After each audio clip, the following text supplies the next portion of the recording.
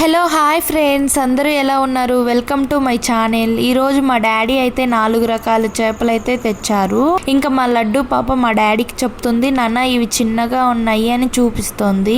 ఈ చేపలను అయితే మా పెద్దమ్మ వాళ్ళ చెరువులో అయితే పట్టించారంట.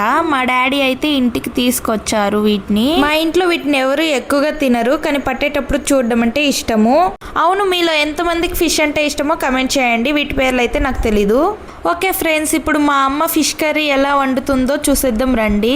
ముందుగా అయితే ఒక పెనం పెట్టేసుకొని దాంతోకి సంబారము మెంతాలు అయితే వేసుకొని ఎర్రగా వేపుకోవాలి. అది వేగిన తర్వాత అయితే మిక్సీ జాలరీలోకి వేసుకోవాలి.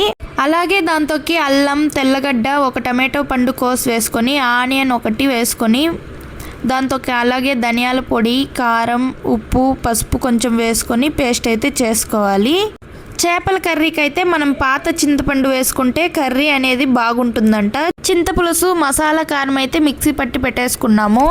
ఒక పెనం తీసుకొని దాంతోకి ఆయిల్, సాసులు, కరివేపాకు, ఆనియన్స్ వేసి బాగా ఎర్రగా వేపుకోవాలి. అది బాగా వేగిన తర్వాత దాంతోకి మిక్సీ పట్టుకున్న పేస్ట్ అయితే వేసుకొని బాగా వేపుకోవాలి. ఆయిల్ పైకి వచ్చేదాకా. అది వేగిన తర్వాత చింతపండు పులుసు పోసుకొని కలుపుకోనాలి. బాగా కలుపుకున్న తర్వాత కొంచెంసేపు ఉడికించుకొని మనకు కావాల్సినంత వాటర్ అయితే పోసుకోవాలి. మా అమ్మ అయితే కొంచెం ఎక్కువే ఎసురు పోసుకుంది. 4 రకాల చేపల్ని తనిగా చేయడం కష్టం అనేసి. మా డాడీ అయితే మా అమ్మకి హెల్ప్ చేస్తున్నారు. మీ ఇంట్లో కూడా మీ డాడీ వాళ్ళు హెల్ప్ చేస్తారా ఇలా? ఇంకా మా అమ్మ అయితే చేపలను అయితే క్లీన్ చేస్తుంది. ముందుగానే క్లీన్ చేసేసారు. ఇంకా వాటిలో అయితే రాగి పిండి వేసి ఇంకోసారి అయితే క్లీన్ చేస్తుంది. మా అమ్మ అయితే చేపల్ని మొత్తం 2 టైమ్స్ అయితే కడిగి క్లీన్ చేసి పెట్టేసింది. ఇంక ఈ లోపు అయితే ఎసురు కూడా కాగి వచ్చేస్తుంది. ఇంక చెప్పాను కదా ఒకే దాంతో ఎసురు కాంచుకొనింది అనేసి. ఇంకా దాన్ని అయితే పక్కన తీసి పెడుతుంది వేరే చేపలకి కూడా. ఇంకా తీసి పెట్టేసిన తర్వాత ఎసురు బాగా తెరులుతున్నప్పుడైతే చేపలు వేసుకునింది మా అమ్మ.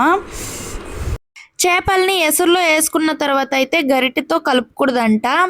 మా అమ్మ అయితే ఇక్కడ తిప్పుతున్నారు కదా, ఇలా తిప్పుకుంటూ కలుపుకోవాలి. ఇంకా మిగిలిన 2 చేపల్ని కూడా మా అమ్మ క్లీన్ చేస్తుంది. ఇంక ఈ లోపు అయితే చేపలు కూడా ఉడికిపోయాయి. ఇంకా కొత్తిమీర అయితే వేసుకునింది. వేసి కలిపేసి ఇంకా దించేసుకోవడమే. ఇంతే అబ్బా, ఇంకా చేపల కూర అయితే రెడీ. చూస్తుంటేనే నోరు ఊరిపోతుంది కదా.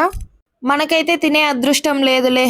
ఇలాంటి మరెన్నో వీడియోస్ కోసం లైక్ చేయండి, షేర్ చేయండి, సబ్స్క్రైబ్ చేసుకోండి.